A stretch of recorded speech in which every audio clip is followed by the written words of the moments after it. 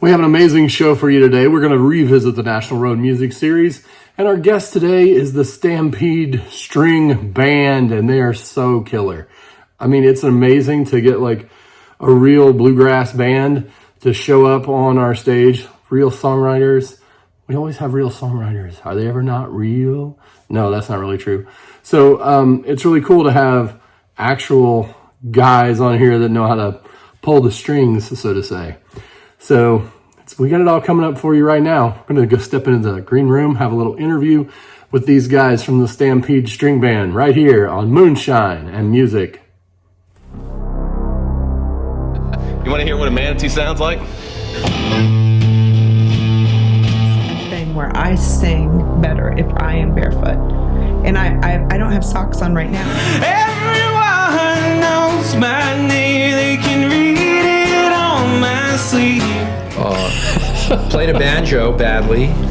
Feel the heat from the fire that's been burning in your heart. Like, I love the old vintage stuff. Somehow the 60 years and 19 days, they woke up in the dark. We had to bury that stupid llama, and it took us forever.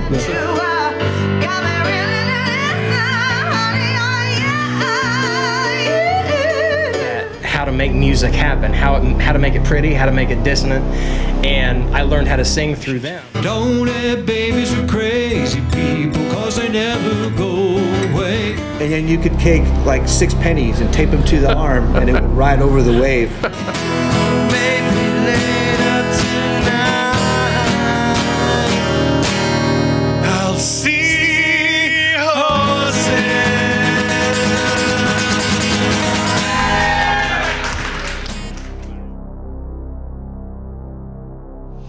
Welcome to Moonshine and Music. We have the Stampede String Band here. You guys want to like introduce yourselves and tell us what instruments you play? Because, you know, you're new to Moonshine and Music. Absolutely. Start down there? Yeah, okay. I'm John. I play mandolin and guitar and lots of singing. Yep, Aaron Nicely, play guitar and bass and some harmonica and sing and songwrite with these guys. Absolutely. And my name's Kyle Buck. I play guitar, play some banjo, and a little bass here or there if we need some space filled. Yeah. I mean, it's cool. You guys got sponsors too, like Glockner Oil and Sonvolt. That's right. I don't know why they're sponsoring you. Yeah. But 100% shout out to Glockner Oil, specifically only the year 1995. You know, a lot of cool things happening around the Glockner Oil area at that time. Very big fan. Big fan? Yeah. They had a great couple of runs with albums, but then fell off the map, right? Yeah, absolutely. They tried to do a festival called High Octane at some point, I guess, but fell off. I found this hat, so I'm happy about it. I love that, man. Anyway, welcome to the show. It's really cool to have you guys on the National Road Music Series show here in the H.J. Rex Theater. Have you ever played this theater before? Is this the first time in here? Never. Yeah, first time here. Thanks for having us. Oh, you're welcome. Yeah. Yeah, that's cool. I think it's a pretty cool place to play. How did you guys feel during the sound check? Did it seem? Oh, it's great. Gorgeous coming in. I feel like a real rock star rolling into a big theater like this and getting the full sound treatment. You know, it's great. Yeah, you mean you don't normally have a sound guy that's like locking in everything? About 50-50 these days. Yeah, I mean, it's definitely one of those things we shoot for, you know? You tend to find some better sounding venues when you've got folks, you know, poised to do that exact thing. But, you know, when you're an independent artist nowadays, that comes with, you know, learning how to be a sound engineer, you know, for doing these independent shows. So we've sort of, you know, we know the issues that we run into doing our own sound, so it's very easy for us to be like, hey, if you don't get any squeal out of the condenser, then, you know, it's not quite a Stampede show. You know what I mean? You got to get that squeal and sound check, but then that's how we know it's a real Stampede show. Well, you know, we'll make sure to add a little squeal if you don't have it in post-production. Okay. After we film it, you know? Absolutely, can't wait. Because we couldn't have you without that. That was For authenticity. Yeah. So one thing on a writer. There's probably a plug-in to add feedback. I don't know. There's plug-ins for everything else, right? 100%. So, you know, what, you know, I know you guys had some have some albums out, and you got a new one, right? Is there a new one coming? We're calling here? it new, yeah. Okay, well, that's cool. Almost a year ago. Tell us about the new record. It's got a lot of great songs on it. That's his favorite chime in on the album. Tell us about the new album. It's got a few songs on it. Yeah, no, it was a great project that, these two, I stepped away from the band for a little while back in 2017 to pursue comedy a little bit more directly, and now I'm back with them because it went so well. And and so you can always get a laugh out of that line. Absolutely. Oh, that's why I've been singing for exactly an entire year. You should have used that one on stage, man. You even sang. I will. Don't wait. Yeah.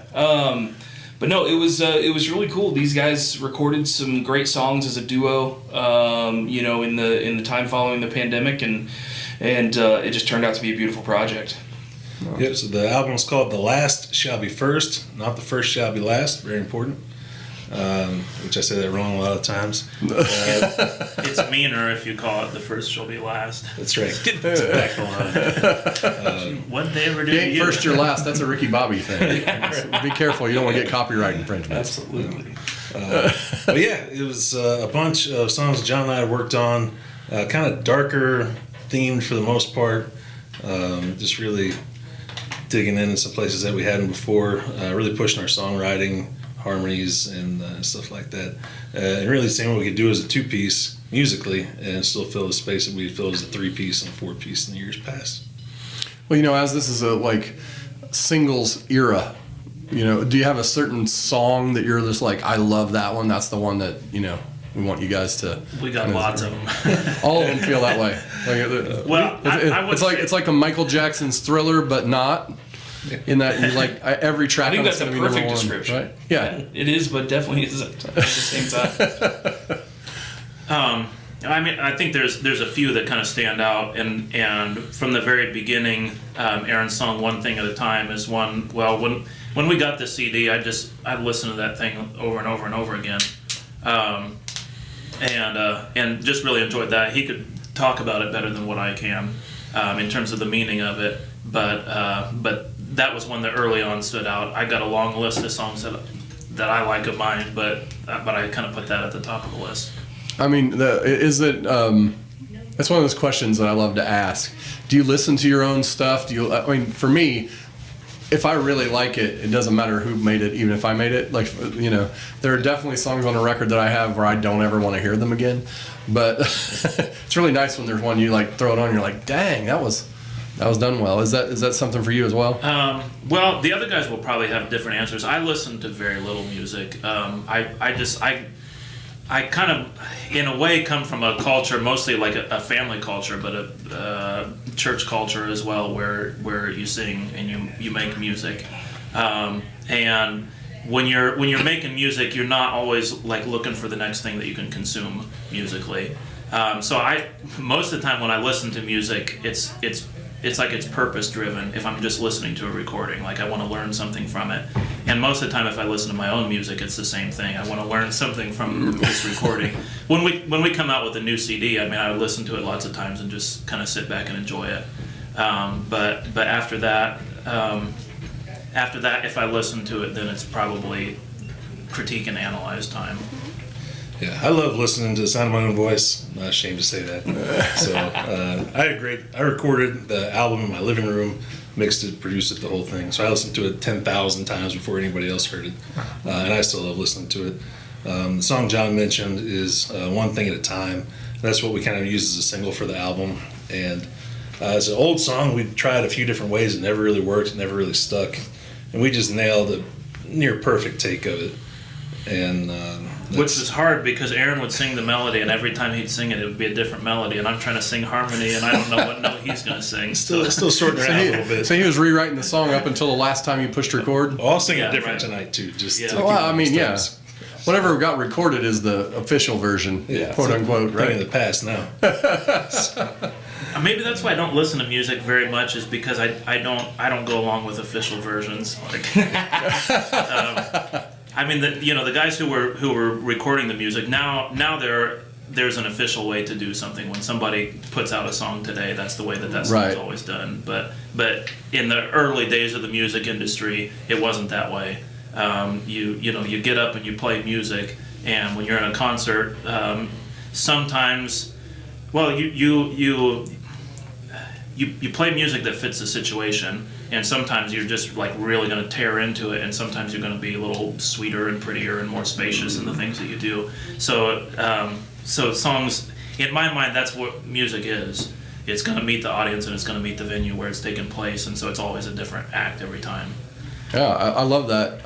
One of the things that, as a performer, that I like to do is, hey, if you get the record and you come to the show, I've had people tell me, it doesn't sound like the record. I'm like, it wasn't supposed to. Right. Yeah. I mean, I wasn't trying to recreate the record. I was just playing the song. Right. You know, Yeah. So, yeah. If you're recreating the record, it's like you're a tribute band to yourself. Absolutely. For sure. It's really hard to like play exactly like a recording, even if you're trying to play even if you are a tribute band, right?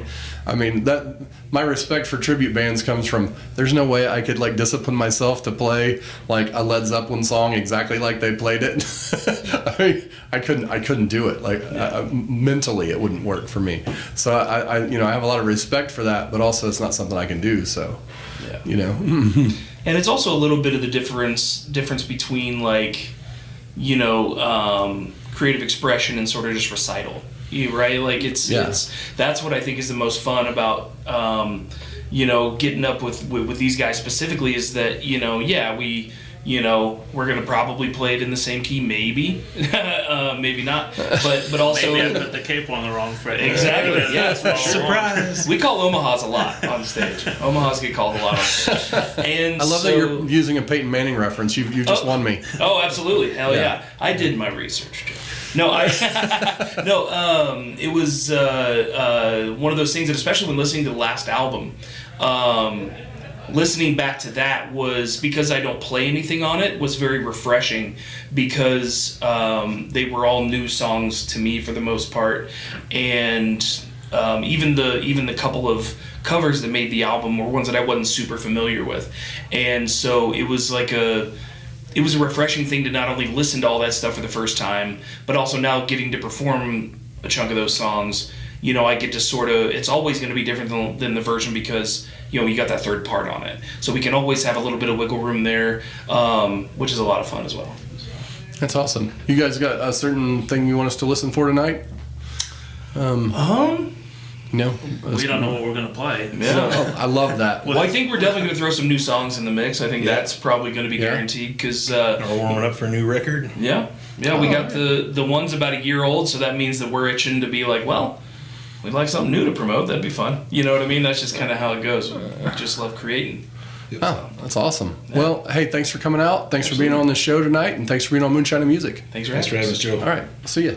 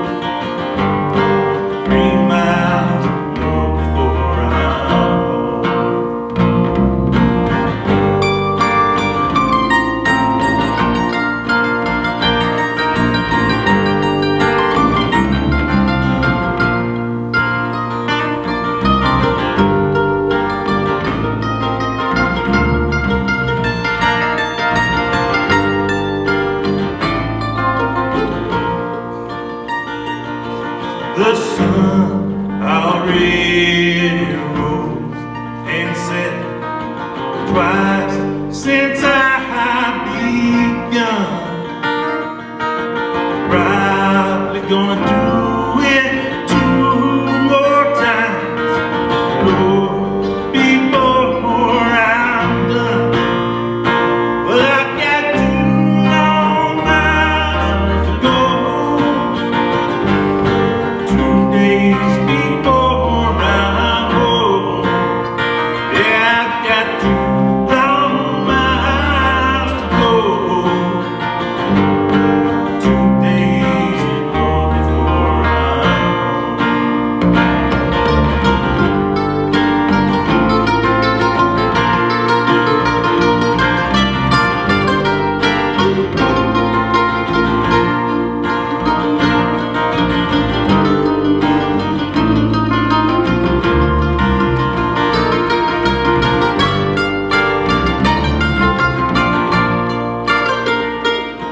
Well, I can smell her cooking a hearty turtle stew, and I can hear her singing the lovesick lonesome blues.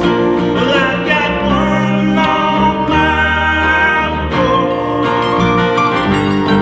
to get this damn old store. Yeah, I've got one long mile to go. 1 mile to go before I'm home.